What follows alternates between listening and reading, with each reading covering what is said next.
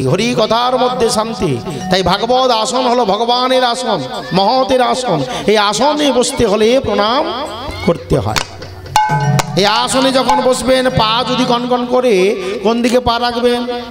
ভাগবতের দিকে যদি মুখ থাকে, পা কি পিছন দিকে যাবে? বলে দে বাড়িয়ে ভাগবতের দিকে পা। কোনোদিন এটা করতে যাবেন না। যদি কোনো বসতে অসুবিধা হয়, শারীরিক প্রবলেম থাকে, উচ্চ আসনে বসুন, অপরাধ হবে না। বসতে পারছেন না, ভাগবত আসনে শুয়ে পড়ুন, শুয়ে শুয়ে ভাগবত শ্রবণ করুন, ঘুমাবেন না, দেখবেন তাতেও আপনার কল্যাণ।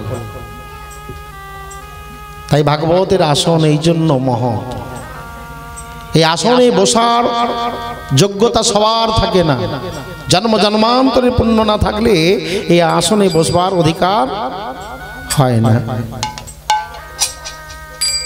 তাই নির্মল শুদ্ধ পরিবেশ হলো ভাগবত আসন। যতক্ষণ বসবেন মন শুদ্ধ হয়ে যাবে। তাই আসনের মান দিতে হয়। তাই দক্ষ মহারাজ বললেন, এই পাগলটাকে যে বসতে দিয়েছো, এই আসনের মান জানে তো?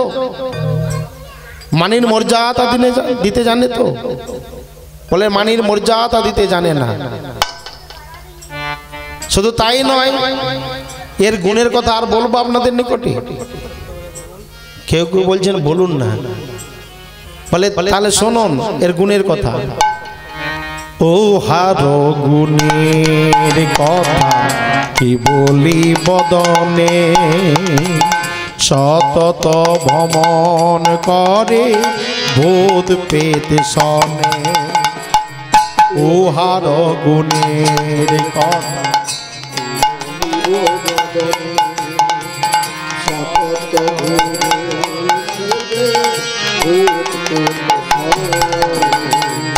উহার গুণের কথা কি বলি বদনে, সতত ভ্রমণ করে ভূত পেত সনে।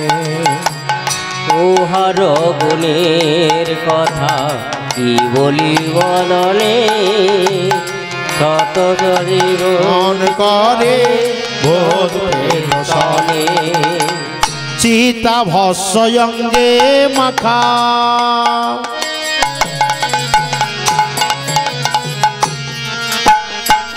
গলে অস্থিমা, চিতা সঙ্গে মাখা গলে অস্থিমা। না জুটে বসন মাত্র পরে বাগছা, না বসন জুটে মাত্র পরে বাগছাল। না জুটে বসন মাত্র পরে বাগছা, না জুটে বসন মাত্র পরে বাগছাল। দেখুন এর গুণের কথা কি বলবো। এর আসলে সঙ্গী কারা জানো? ভূত পেত। আপনারা যাকে এই আসনে বসতে দিয়েছেন, এর সঙ্গী হলো ভূত পেত। আর ভূত পেত যার সঙ্গী, তাকে এই দেবসভায় আপনারা বসতে দিলেন। কি দক্ষ ঠিক বলছেন না ভুল বলছে? সঠিক কথাগুলো বলছে। কেউ কেউ ঘাড় নাড়াচ্ছে, কেউ কেউ বগল নাচাচ্ছে, আচ্ছা বলছে, কেউ পা নাচাচ্ছে, কোন কোন মনে ঋষি দাঁড়িতে হাত বোলাচ্ছে। আপনারও না, ওখানে ওই সব হাতে। হে দক্ষ মহারাজ, আমরা যেটা বলতে পারছিলাম না, আপনি কিন্তু উচিত কথাই আজকে বলছেন। দক্ষ তখন ছাতি বুলিয়ে আরো বলছে, দেখো কপালে বসনটাও জুটে না, মৃত পশুর চামড়া পরে আছে। কি পরে আছে? বাগছাল। শুধু তাই নয়, এটা তো বাইরে দেখুন, শ্মশানে চিতাভস্য গায়ে মাখা, গলায় অস্থিমালা, মৃত মানুষের হাড়, একেই আপনারা বৈষ্ণব বলছেন। একেই আপনারা বৈষ্ণব বলছেন। ভাগবত বলছে ইনি পরম বৈষ্ণব।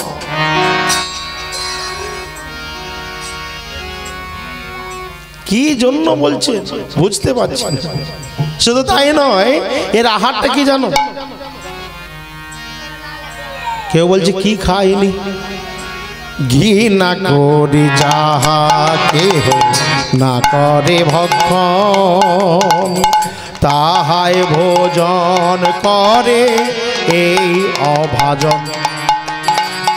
ঘৃণা করি যাহা গণি না করে ভক্ষণ, তাহাই ভোজন করে এই অভাজন।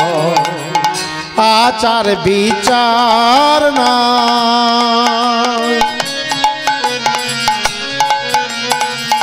বিবেচনা না, আচার বিচার নাই, বিবেচনা নাই। কোন জাতিকার পুত্র খুঁজিয়া না পায়, কোন জাতি কাহার পুত্র খুঁজিয়া না পায়, কোন জাতিকার পুত্র খুঁজিয়া না পায়, কোন জাতি কাহার পুত্র খুঁজিয়া না পায়। চিন্তা করুন, এই যেটা খায় কে জানো, যে কেউ সকলে যেটা ঘৃণা করে খায় না তাকে এই ব্যক্তি খেয়ে থাকে। এ ব্রাহ্মণ না ক্ষত্রিয় না বৈশ্য না শূদ্র, একে এই সভাতে বসতে দিয়েছেন, যজ্ঞের ভাগ দিচ্ছেন, এর কোনো যোগ্যতা নেই, এর কোনো যোগ্যতা নেই। তাই চিন্তা করুন একে কেন এই সভায় বসতে দিয়েছেন। দক্ষ মহারাজ যতই শিব নিন্দা করছে, কিন্তু মহাদেব, দেবাদিদেব মহাদেব একটি কথাও বললেন না। তিনি যেন অদূর ভবিষ্যতের কথা চিন্তা করছেন ধ্যানমগ্ন হয়ে। যখন রেসপন্স দিচ্ছে না, দক্ষের আরো ক্রোধ বেড়ে গেল। বলে এত গাল বন্ধ করছি, দেখো মর্কটটা চুপ করেই বসে আছে। দক্ষ বললেন, এই ব্যক্তিকে আমি অভিশাপ দিচ্ছি, আজ থেকে এই মর্কটলোচন অভিনয়ী উন্মাদ শ্মশানচারীটা কোনোদিন যজ্ঞের ভাগ পাবে না।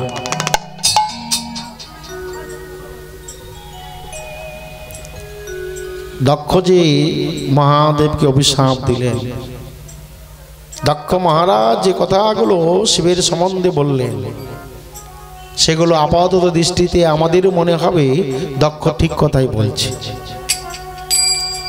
কিন্তু মহতের অপমান হচ্ছে, মহতের নিন্দা হচ্ছে। এই মহতের নিন্দা কর্ণে শোনাও পাপ। যে স্থানে পিতৃ নিন্দা, পিতামাতার নিন্দা হবে, গুরু নিন্দা হবে, ভগবানের নিন্দা হবে, সেই স্থানে যদি আপনি থাকেন, ক্ষমতা যদি থাকে, ওই নিন্দাকারীর জুহা টেনে ছিঁড়ে ফেলে দেন। যদি ক্ষমতা না থাকে, তৎক্ষণাৎ কানে হাত চাপা দিয়ে ওই স্থান পরিত্যাগ করুন। মহৎরা কখন কিভাবে কি জন্য কি কর্ম করে, মহতের বিচার করবার যোগ্যতা আমাদের কারোরই নেই। তাই দক্ষ মহারাজ যে শিব নিন্দা করছেন, এটা আপাত দৃষ্টিতে মনে হবে ঠিক বলছেন, কিন্তু ঠিক না। প্রথম কথা উনি কি বললেন, এর সঙ্গী হলো ভূত পেত। হ্যাঁ, ঠিকই বলেছেন। আমরা যদি রাতের অন্ধকারে শ্মশানের ধার দিয়ে যাই, যদি ভয় লাগে, কি করি? ভগবানের নাম করি। নাম করলে কি হয়? প্রত্যেকে আমরা জানি, ভয় লাগলে ভূত পেতের সামনে যদি ভগবানের নাম করি, রাম নাম করি, ভূত পেত ভয়ে পালিয়ে যায়। দেখুন, কিন্তু মহাদেব যখনই ভগবানের নাম করেন, চারিদিক থেকে ভূতগণ এসে ঘিরে ধরে, তারাও নৃত্য করে। কাদের নামের মাহাত্ম্য বেশি? আমাদের। আমরা নাম করলে ভূত পালিয়ে যায়, মহাদেব নাম করলে ভূত ঘিরে এসে নৃত্য করে। কিন্তু ইনাকেই পরম বৈষ্ণব ভাগবত বলছে, আমার মুখের কথা নয়, ইনি পরম বৈষ্ণব। ইনের নামের স্তরটাই আলাদা।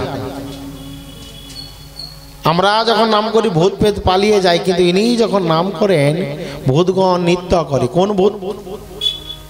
খ্যাতি অপ তেজ মরুদ্ভ। পঞ্চভৌতিক দেহটা, পঞ্চভূত মহাভূত, তারাও নৃত্য করে। কার নামে? মহাদেব যখন নিজ বদনে কৃষ্ণ নাম করেন। আমরা কৃষ্ণ নামে নৃত্য করি। যদি ভালো খোল বাজে, ভালো মাইক দাদা যদি ভালো ডিজে গান বাজায়, তখন আমরা নাচি। বাজনা না হলে আমার শরীরটা নাচে না। নাচে কি? কিন্তু মহাদেব যখনই কৃষ্ণ নাম করেন, আপনা হতে শরীরটা নৃত্য করতে আরম্ভ করে। কৃষ্ণ নাম করতে করতে হাতের ডুম্বুর সিংহা আপনা হতেই বেজে ওঠে। এমন ভাবে নৃত্য করে, নৃত্য করতে করতে কখন যে অঙ্গের বসন খুলে যায়, দেহ জ্ঞান থাকে না। শুধু তাই নয়, মহাদেব যখন নাম করেন, জগৎ সংসার ও নৃত্য করে কৃষ্ণ নামে। কৃষ্ণ নামে জগৎ সংসারকে, ত্রিভুবনকে নাচিয়েছিলেন বলে উনার অপর নাম নটরাজ। চিন্তা করুন, যেখানে কৃষ্ণ নাম করে আমার শরীরটাই নৃত্য করলো না, তাহলে সেই মহাদেবের নামের সাথে কি তুলনা করা যাবে? তিনি কোন মার্গে, কোন স্তরে আছেন?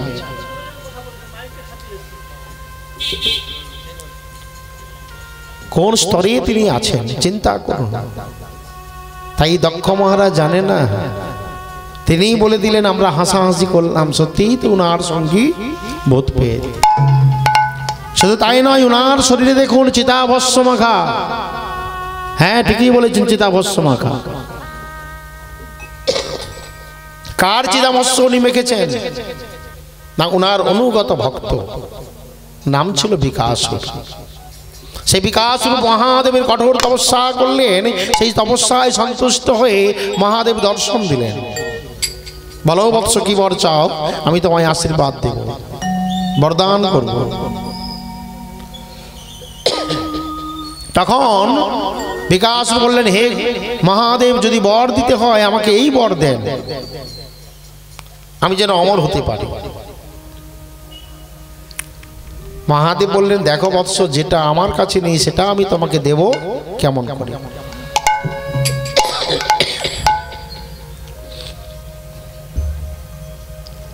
সেটা আমি তোমাকে দেব কেমন করে? ধূপটা জ্বালাবে না, ধোঁয়া লাগে।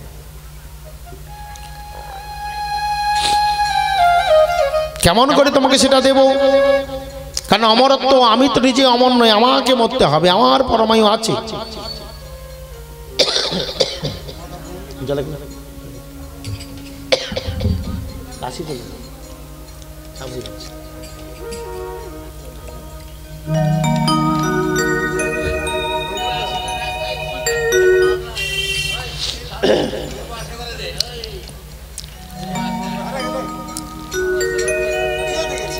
বিকাসুর বললেন, হে প্রভু, আপনি অমর নন। বলে, বৎস, 10 টাকা আমার কাছে আছে, 10 টাকা চেয়ে নো, সেটা দিয়ে দেব। কিন্তু আমি যেখানে অমর নই, আমাকে মরতে হয়, আমার পরমায়ু নির্ধারিত, সে অমরত্ব বর আমি তোমাকে দেব কেমন করে? এর ভিন্ন অন্য বর চেয়ে না।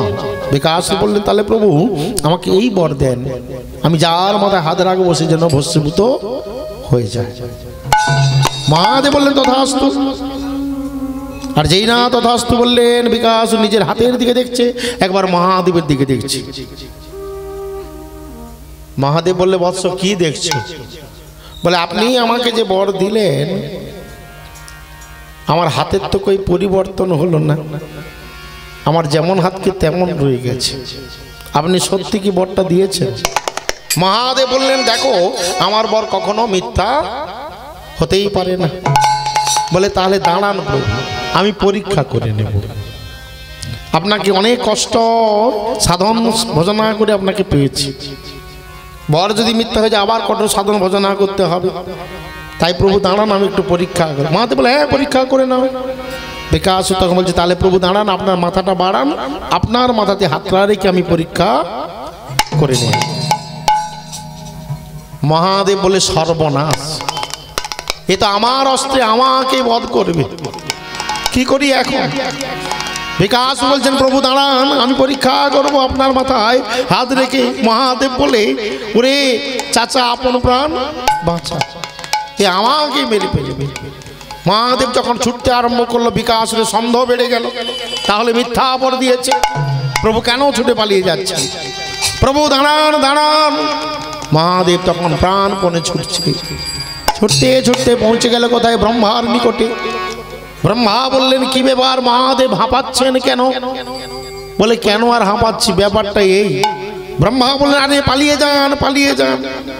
বলে আপনিও আমাকে পালিয়ে যেতে বলছেন? বলে কেন বলবো না, আপনার ভক্ত আপনার পিছনে আসছে। বলে হ্যাঁ। বলে আপনার ভক্তও যদি আমাকে দেখতে পায় না, বলবে হে ব্রহ্মদেবতা আপনার তো চারখানা মাথা, একটা মাথা দেন না, পরীক্ষাটা করে নিন। আমাকেও মাথা চাইবে, অতএব আমাকেও লুকোতে হবে, আপনাকেও লুকোতে হবে। যান যান পালিয়ে যান, আমিও লুকিয়ে যাই। মহাদেব ছুটতে ছুটতে পৌঁছে গেলেন বৈকুণ্ঠপতি প্রভু নারায়ণের নিকটে। হে গোবিন্দ, হে জনার্দন, হে মধুসূদন, আমায় রক্ষা করো।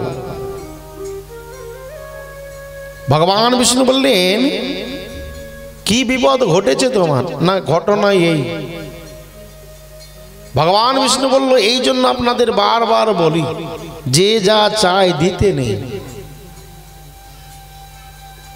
তপস্যা করেছে ঠিকই, কিন্তু কি বরটা চাইছে? ধরুন ভারতের কোন নাগরিক গিয়ে যদি ভারত সরকারকে বলে আমাকে একটা বন্দুক দেন, দেবে কি? কারণ সরকার জানে এই বন্দুকের ব্যবহার জানে না। বন্দুক কাদের হাতে? দেশকে রক্ষা করবার জন্য সৈন্যদের হাতে দেওয়া হয়। কিন্তু বন্দুক যদি সবার হাতে চলে আসতো কি ঘটতো? ওই শাশুড়ি বৌমা ঝগড়া কি আর ওই ঝাঁটা লাঠি নিয়ে হতো? গুলি গালা চলতো, কোথায় কোথায় বন্দুক গুলি গালা চলতো। তাই বন্দুকের সঠিক ব্যবহার আমরা জানি না, তাই আমাদের দেওয়া ঠিক নয়। ভগবান বিষ্ণু বলল যে যা চাইবে দিয়ে দিবে। তোমাদের দেবদেবীর স্বভাব এটাই, দেবদেবীর স্বভাব এটাই। হ্যাঁ, দেবদেবীর নিকটে চাইলে আপনি পেয়ে যাবেন। দেবদেবী হলো দোকানদার। কি? দেবদেবী হলো দোকানদার। বলে দোকানদার কেন? ওই ছোট্ট ছেলেটা যদি দোকানদারের কাছে গিয়ে বলে যে দোকানদার আমাকে একটা 2 টাকার ব্লেড দেন, দোকানদার জানে বিক্রি হবে, দিয়ে দাও। কিন্তু ওই ছোট ছেলেটার হাতে ধারালো ব্লেডটা যদি বাবা মা দেখে, ছুটে গিয়ে ছাড়িয়ে নেবে, কারণ এই ব্লেডের ব্যবহার জানে না।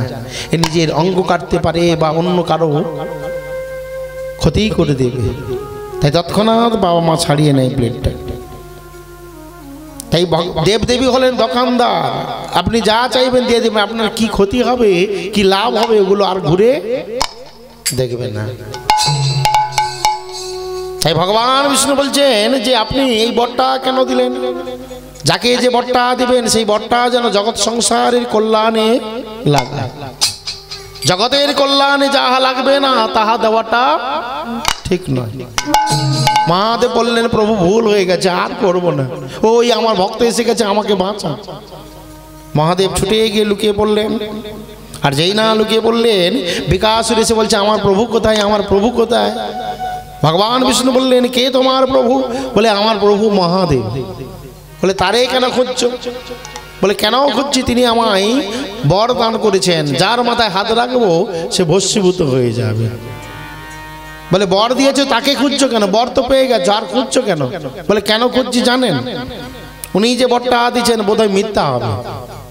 আমি যেই পরীক্ষা করতে যাব উনি ছুটে পালিয়ে আসছেন। ভগবান বিষ্ণু বললেন বুদ্ধিমানের কাজ করেছেন।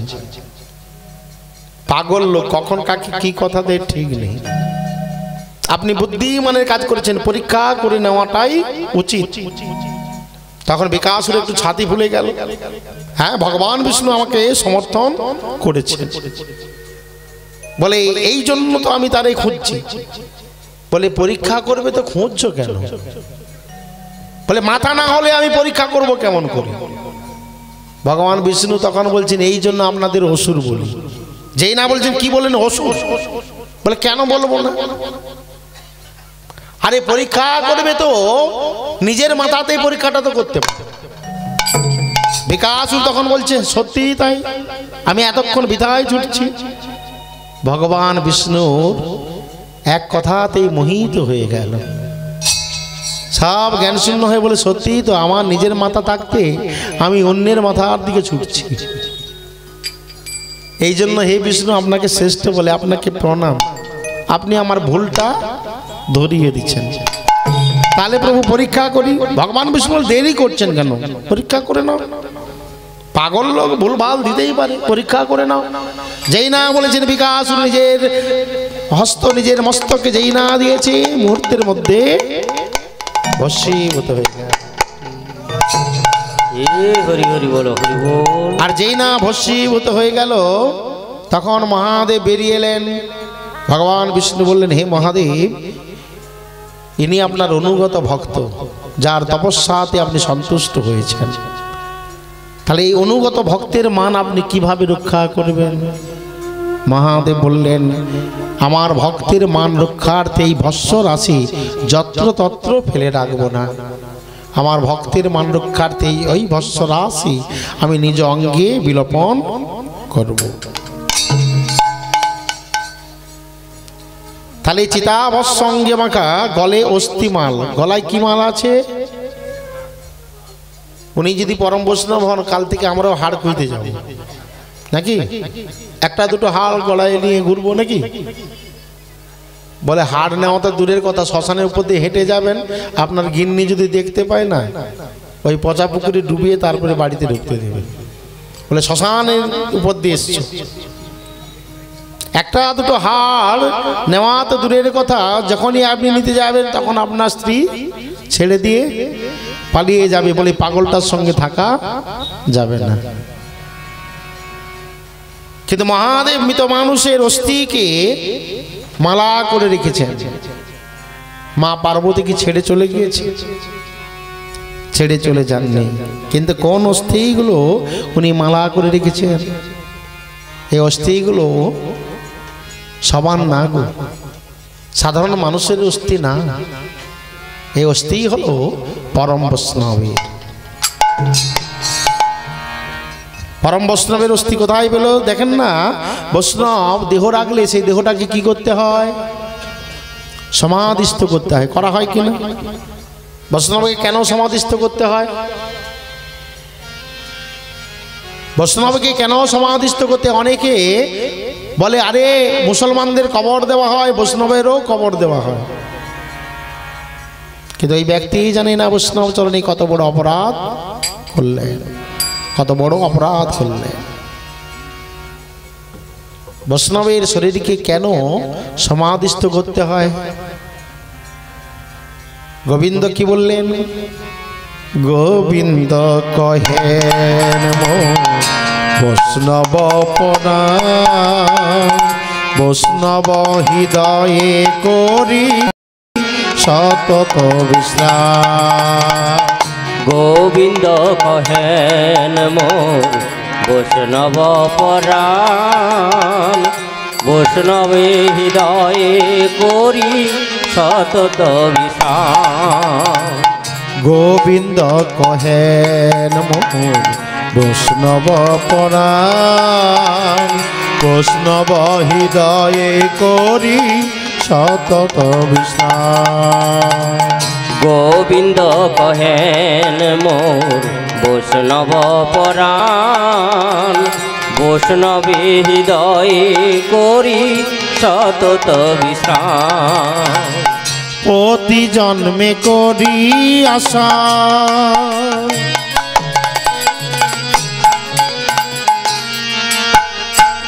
চরণের ধুলি প্রতি জন্মে করি আশা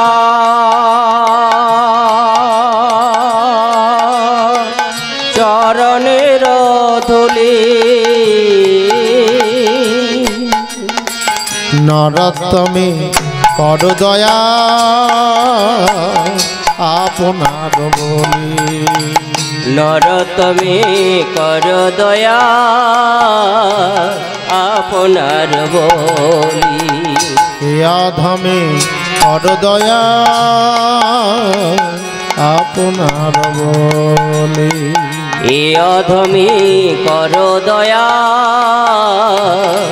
আপনার বলি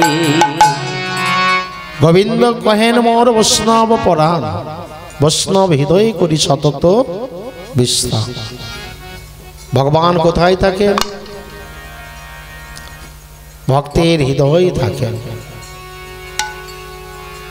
ভক্তের হৃদয়ে ভগবান থাকেন। তাহলে যেটা ভগবানের বাসগৃহ, ওই বাসগৃহকে আগুন লাগিয়ে পুড়িয়ে দেওয়ার অধিকার আছে তো? সাধারণত আমাদের বাসগৃহে কেউ যদি আগুন ধরিয়ে দেয় কত বড় কেস হয়ে যায়, ফৌজদারি মামলা হয়ে যায়, তাই না? বড় কেস হয়ে যায়।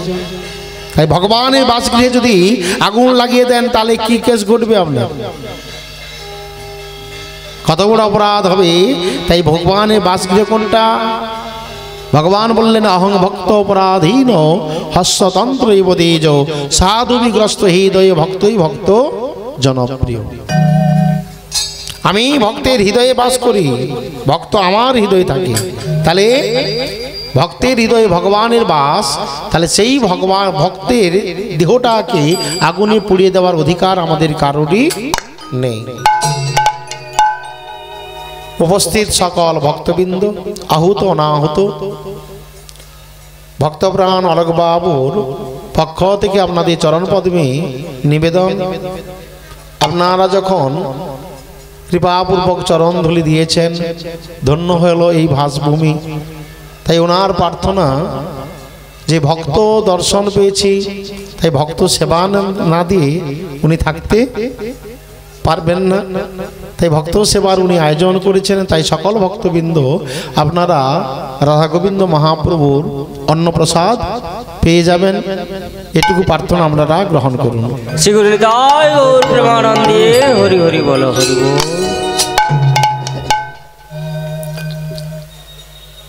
তাই বৈষ্ণব শরীরকে সমাধিস্থ করতে হয়। এই জন্য সমাধিস্থ কথার অর্থ হলো দেহটাকে রক্ষা করা, ভগবানের বাসগৃহকে রক্ষা করা।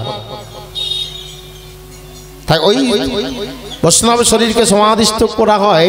কোনো কারণে ভূমিকম্পের ফলে ওই অস্থিগুলো কখনো কখনো উপরে উঠে আসে, কোনো কারণে উপরে উঠে আসে।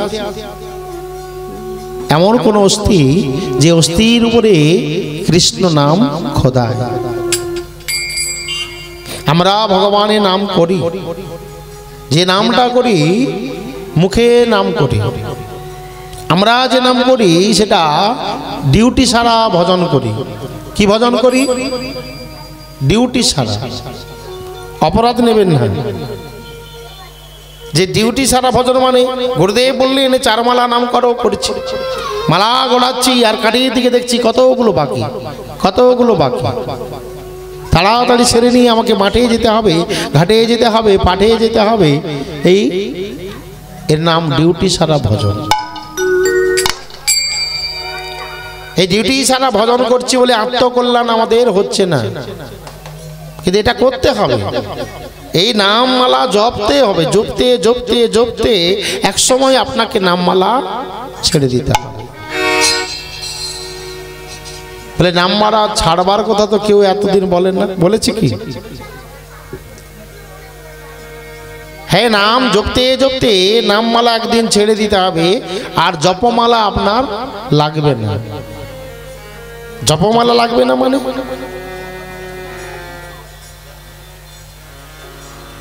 জপমালা লাগবে না মানে এরপরে আপনার নাম জপতে জপতে এসে যাবে বদনে কি নাম? অজপা নাম।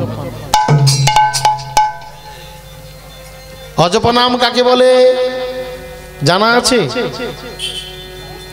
অজপ নামে করহ নেশা। নেশা করতে বলছেন অজপা নামে, কিন্তু অজপা নামটা কি? কৃষ্ণ নাম তো, কিন্তু অজপা বলা হচ্ছে, ওই নাম অজপা। অজপা মানে আমি জপ করব না, আমি জপ করব না অথচ জপ হবে। বলে খুব প্যাচের কথা, তাই না?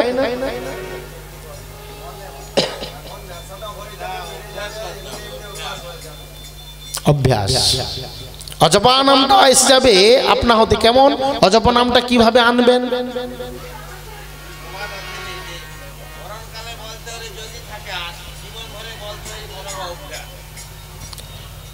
কথাটা শুনুন, আমি কি কথাটা বলতে চাইছি সেটা মাথায় নেন ভালো করে। অজপা নাম কিভাবে আনবেন? আমি জব করব না অথচ জব হবে। আমি জব করব না, জব হবে কেমন? দেখেন না, লকডাউনের সময় শিক্ষক মহাশয়রা বাড়িতে ছিলেন, স্কুলে যেতে হতো না। একজন শিক্ষক মহাশয় খাওয়া দাওয়া করে খাটের উপর ঘুমিয়ে পড়েছে, নাক ডেকে ঘুমোচ্ছে। ঘুমোতে ঘুমোতে ছেলেদের পড়ান, এই দুষ্টুমি করছিস কেন? ওর স্ত্রী বলছে দেখো এই ক্লাস শুরু হয়ে গেল, এই ক্লাস শুরু হয়ে গেল, আর কাউকে ঘুমোতে দেবে না, এবারে পড়াতে আরম্ভ করবে। কিন্তু শিক্ষক মহাশয় নাক ডেকে ঘুমোচ্ছে। সে যে ভ্রম বকছে সে নিজেই জানে না। এটাকে আমরা কি বলি? ভ্রম বকা নাকি? কিন্তু শিক্ষক মহাশয় পড়াতেন, সে ঘুমন্ত অবস্থায় ভ্রম বকছে, সে ছেলেদের পড়াচ্ছে। আমি যে এতদিন নামমালা নিয়ে জপ করলাম, কাই ঘুমন্ত অবস্থাতে আমার জুহাতে কৃষ্ণ বলে একবার উচ্চারণ হলো না, আমার জুহাতে কৃষ্ণ বলে ডাকলো না। তাহলে কি প্রকৃত নাম করা হচ্ছে আমার? ওই নামটাকে আমি প্রকৃত করতে পারছি তো? আমি ঘুমিয়ে থাকবো, আমার জিহ্বা কৃষ্ণ নাম বলবে। একবার যদি কৃষ্ণ নাম বলতে পারি তাহলে এই লক্ষ নামের ফল আপনি পেয়ে যাবেন। একবার যদি আপনার জিহ্বাতে কৃষ্ণ নাম হয় ঘুমন্ত অবস্থায়, জানবেন যে আপনি সাধনায় সিদ্ধি লাভ করে নিয়েছেন, জানবেন যে আপনি সাধন ভজন একটা স্তরে পৌঁছে গেছেন। এটা আনতে কষ্ট লাগবে না, এটা আনতে কষ্ট লাগবে না, অতি সহজে আপনি আনতে পারবেন। কেমন করে? নাই কৃষ্ণ নাম করতে করতে আপনি ঘুমাবেন। তুলসী তলাতে করেছেন করুন, রাস্তাঘাটে করছেন করুন, না বলবো না। তবে রাস্তাঘাটে করে ওতে কল্যাণ কোনোদিনই হবে না। নামের নাম যখন জপ করে নামের মধ্যে শ্রদ্ধা থাকে না, ভক্তিও থাকে না, ওই ডিউটি সারাটা হচ্ছে। কি বাবা রাস্তাঘাটে নাম করছেন কেন? বলে আপনি জানেন না আমার গুরু মহারাজ বলেছেন রাস্তাঘাটে নাম করলে আমি যেমন মুক্তি লাভ করব, আমার নামের ধ্বনিতে পশু পাখি কীট পতঙ্গ তারাও মুক্তি লাভ করবে। বলে বাবা তুমি নিজে মুক্ত হয়েছ কি? যে নামে নাম করে তুমি নিজেই মুক্ত হতে পারলে না, নিজেকে মুক্ত করতে পারলে না, তোমার নাম শুনে অন্যজন মুক্তি লাভ করবে কি? বাবা বলুন তো, এই যে নাম করছে নামের স্বরূপ কি? এই যে নাম হচ্ছে, নাম করছি আমরা, নামের স্বরূপটা কি? স্বরূপ জানি তো?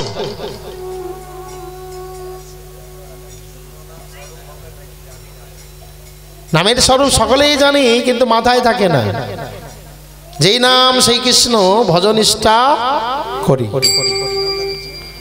নামেরও সহিতে আছেন আপন শ্রী হরি। চিন্তা করুন, যেই নাম সেই কৃষ্ণ। আচ্ছা কৃষ্ণ যখন জিহ্বাতে উচ্চারণ করি, ওই কৃষ্ণের স্বরূপটা আমার মানস নেত্রে ভাসে তো? ভগবানকে দেখতে পাই তো? কৃষ্ণ বললে কৃষ্ণের স্বরূপ যদি না ভাসে তাহলে আপনার নাম করাটা ঠিক হলো না। বলে স্বরূপটা আনবো কেমন করে? কি বাবা গোবিন্দকে দর্শন করেছি? হ্যাঁ দর্শন করেছি, নিত্য যাই গোবিন্দ মন্দিরে, প্রণাম করি, দর্শন করি আর আসি। বলে গোবিন্দকে তো দর্শন করলে, মহাপ্রভুকে দর্শন করলে, বলো তো মহাপ্রভুর গলায় কোন ফুলের মালা রয়েছে? ওই গোবিন্দ কোন রঙের বসন পরে আছে? বলে অত ভালো করে দেখি না, দেখেছি ডিউটি সারা, কেবলমাত্র দেখতে হয় দেখেছি, কিন্তু প্রকৃত সঠিকভাবে দেখলাম না। কি দর্শন করলাম আমি মন্দিরে গিয়ে? ভগবানকে দর্শন করে যদি স্বরূপটা, ছবিটা আমার স্মরণে যদি না থাকে, তাহলে দর্শন করাটা আমার হলো না। আপনি যদি মুখে বাবা বলেন, বাবার ছবিটা ভাসে, ভাসে কি না?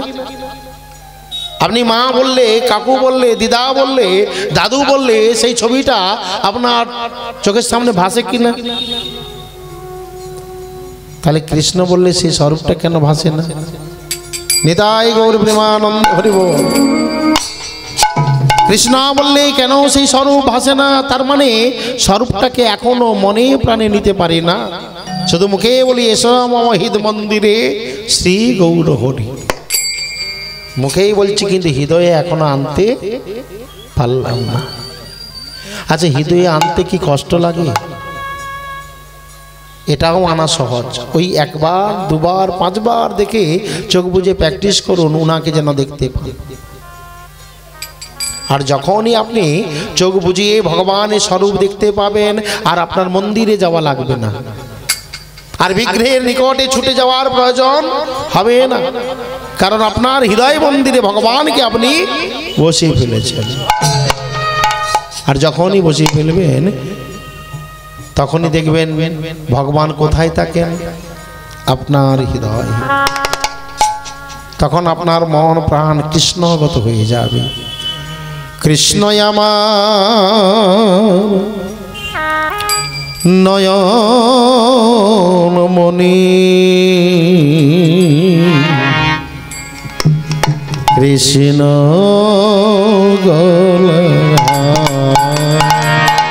কৃষ্ণ আমার নয়ন মণি, কৃষ্ণ গলার।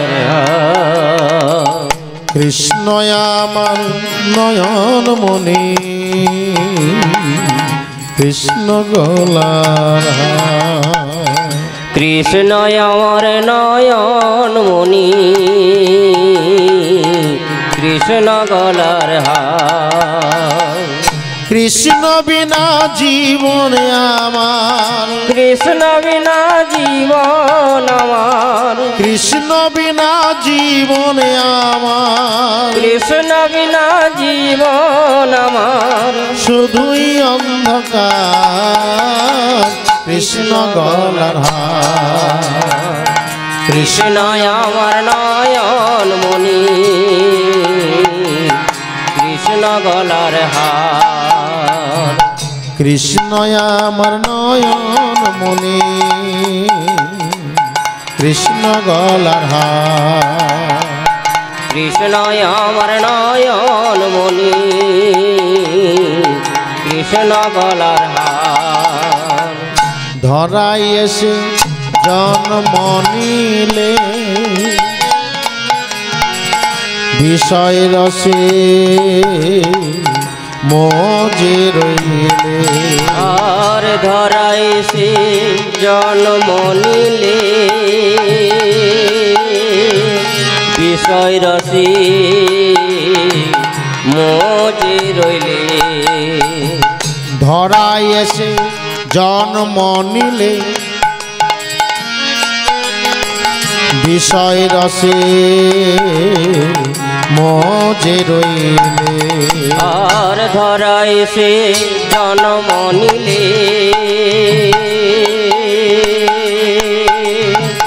বিষয় রসে মজে রইলে। তুই পারের জগাড় করলি না রে, পারের জগাড় করলি না রে, পারের জগাড় করলি না রে, পারের জগাড় করলি না রে।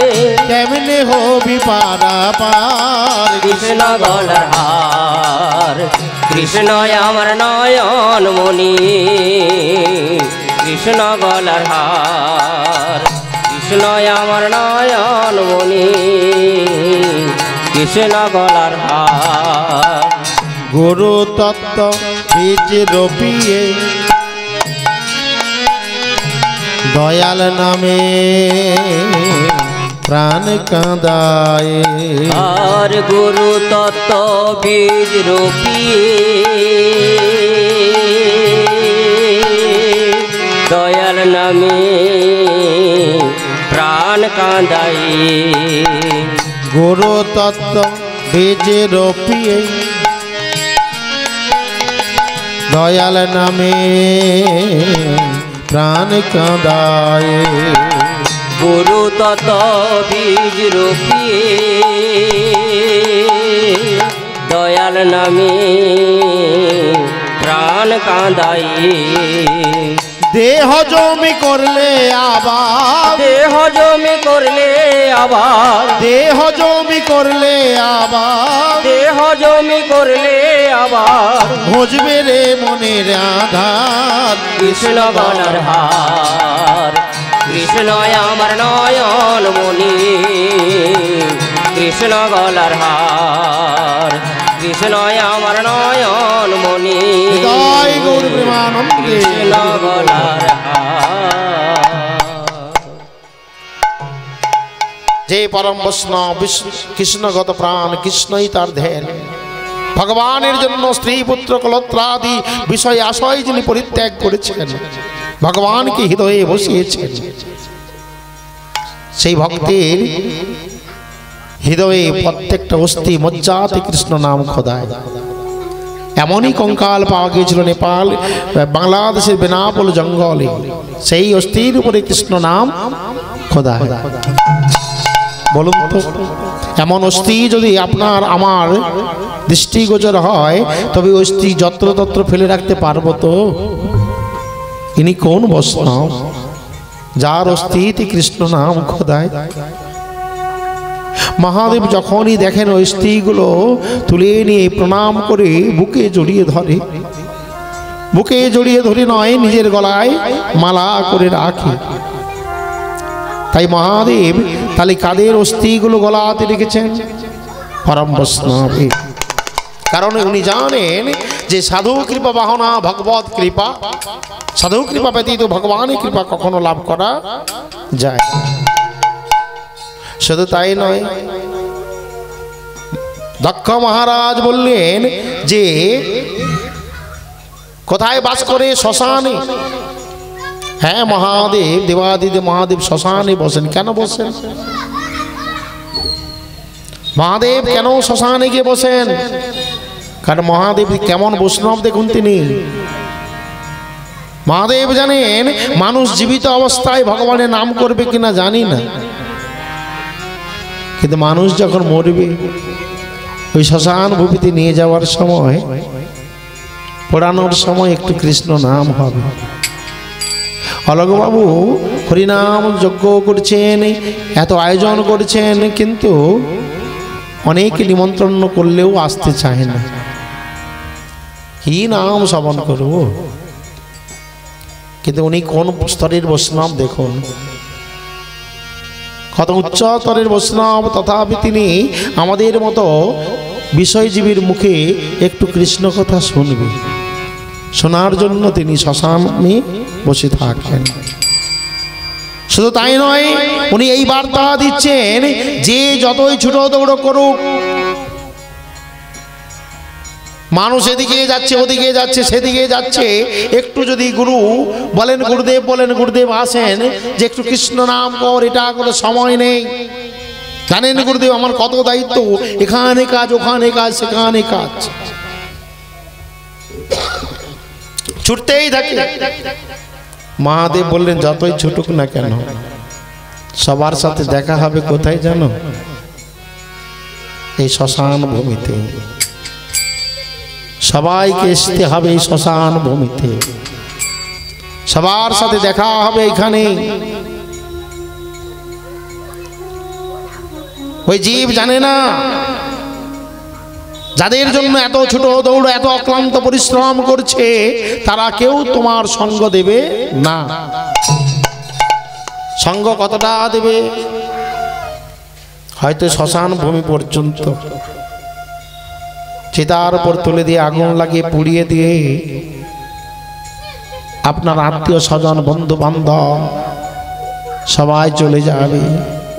শুধু তাই নয়, আপনার সব থেকে আপনজন প্রিয়জন মাটির কলসিতে করে জল পূর্ণ করে চিতার চারধারে প্রদক্ষিণ করে পিছন দিকে ফেলে দিয়ে বলবে, ওরে কেউ তোরা ওদিকে আর তাকাস না, তোরা কেউ ওইদিকে আর তাকাস না। কেউ তাকাবে কি? কেউ তাকাবে না, সবাই চলে আসবে। তখনও শ্মশান ভূমিতে জীব নামক আত্মা আত্মনাদে কর্তন করে, কাঁদতে কাঁদতে বলে, ওরে কাদের নিয়ে আমি এত সব করলাম, তারা সবাই আমায় ফেলে দিয়ে চলে গেল, এরপর আমি যাব কোথায়? কে আমায় আপন করে নেবে? ভাগবত বলছি, যদি আপনি ভালো কর্ম করেন সেখানে ভগবান এসে আপনাকে আপন করে নেবে। কুকর্ম যদি করেন নরকগ্রস্ত হতে হবে, আপনাকে নিজ কোলে আপনাকে যেতে হবে, নরকুণ্ডে পচে মরতে হবে। তাই মহাদেব এই দৃশ্যগুলো দেখে আর ভজন করতে আরম্ভ করেন।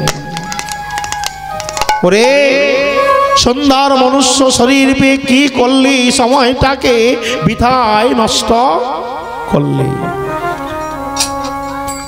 ভাইরে সময় গেলে হরি ভজন আর তো হবে না, ভাইরে সময় গেলে হরি ভজন আর তো হবে না, সময় গেলে হরি ভজন আর তো হবে না, ভাইরে সময় গেলে হরি ভজন আর তো হবে না। পাঁচে পাঁচে মিশে যাবে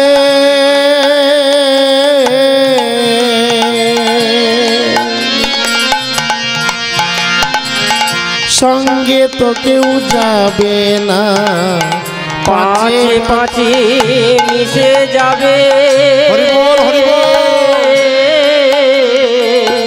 সঙ্গে তো কেউ যাবে না, সময় গেলে হরি ভজন আর তো হবে না, ভাইরে সময় গেলে হরি ভজন আর তো হবে না। দেখি দেখিছ স্বপ্ন ভাইরে হয়ে অচেতন, দেখি দেখিছ স্বপ্ন ভাইরে হয়ে অচেতন,